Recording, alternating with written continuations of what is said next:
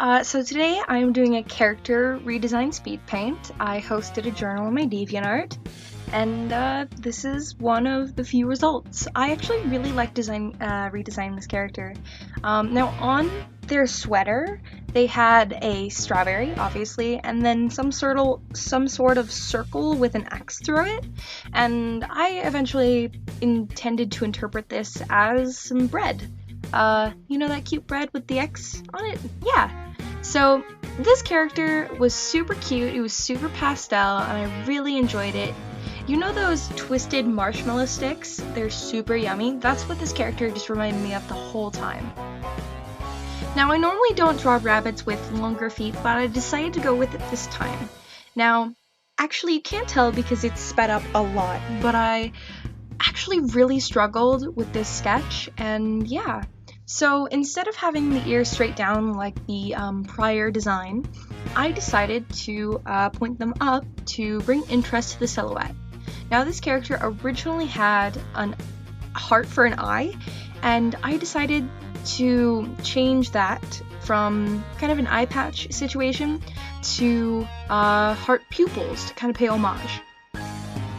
Now, I actually really like how this pose turned out. It's very action based, and yeah, so I really love doing this, and I think that I want to bring in more voiceover speed paints. And tell me what you guys want to see, and I think that I can offer some kind of guide in a way. So here we can see me working and struggling with the sweater because the person asked for the sweater not to change. I actually really like doing this sweater. I got to experiment a lot with folds and fabrics. I think it actually turned out really nice. If I were to change anything about the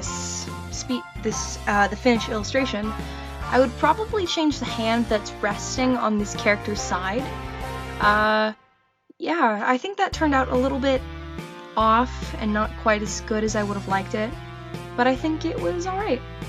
Now as you can see, I'm adding a cute little charm bracelet to this character's ankle, and I think it was a really nice addition. So this character originally had a tuft of hair that was just on top of their head. And yeah, so I decided to change that to really poofy, bubbly, fizzy hair, and you'll see me add that later on. Or right about now, actually. Yeah. So here I'm doing the line art, and I think that it turned out actually really well. I think this is one of the best pieces I've ever given line art. I tried to give this 3D effect to the bubbles and really just make them bubbly, and I don't think I quite achieved the exact look I was going for, so if you have any suggestions where I could do that better, totally leave them in the comments. So I was thinking that maybe during this time I could read fan stories, and you can totally submit them to me on my DeviantArt. I'll be posting a journal, and I'll leave a link in the description for said journal. Fan stories can include anything. They can be drawing experiences, just regular everyday things, or maybe funny stories, stuff you would like to have in a Speedpaint video.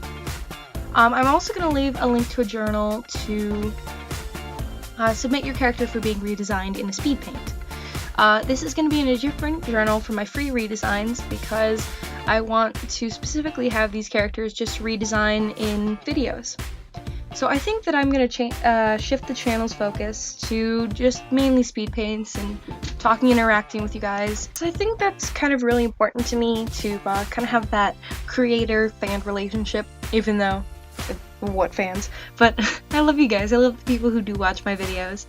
And I think that bringing a kind of narration, story time, along with the visually appealing speed paint while also giving tips and tricks on illustration can just be a really good thing for this channel. So in the description there will be a link for the journal that I mentioned before.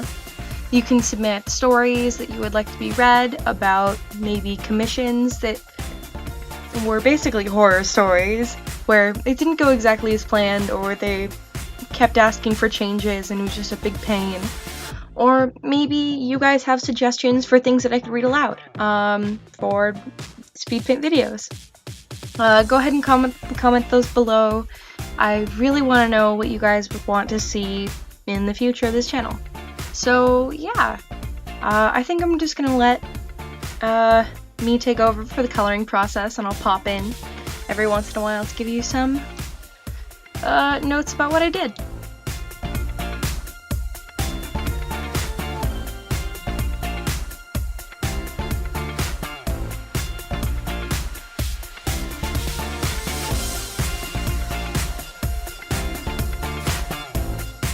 So here I'm starting with the patterns because, So for the eyes, I decided to change them to blue because I thought it would add some really uniqueness to the color palette, since all of the stuff we're working with is really warm patterns. So on the tail, to pay homage to the weird round tail from before, I decided to layer the colors on the underside of the tail. And while coloring the sweater, I decided to color the bread in more of the natural bready type colors to give more sign that it actually was bread. Yeah, so as we're coming down to the little charms, I noticed that I didn't do the line art quite right. Yeah. So here the dots on her face, they were super duper cute, and I ended up staggering the colors just like I did on the tail. Now here on the bubbles, I was trying to make them more 3D and more kind of like they're sticking out, but that ended up failing, and I ended up deleting that layer. So the leg pattern I think actually turned out super duper well. I turned them into kind of socks with an interlocking dot kind of design, and I think it is super cute, and it gives more interest to the characters' colors and really helps lock in that white and pink are very important to the entire color palette, instead of just pink being the main color. I really like doing those legs and the interlocking dots, and I thought it was super duper cute. So here on the hair, I'm actually staggering the colors to kind of just help bring in that effect that the yellow and the white are important, and I thought it looked super duper cute. So I don't normally add a white outline to all my artwork, but I thought it really fit here, and I thought it would look nice.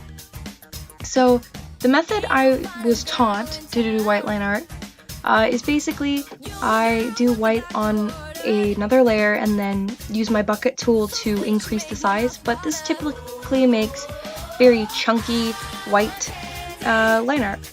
But anyway, that's it for this video, guys, and I love doing this, and I hope that you guys liked it. Thank you so much for watching.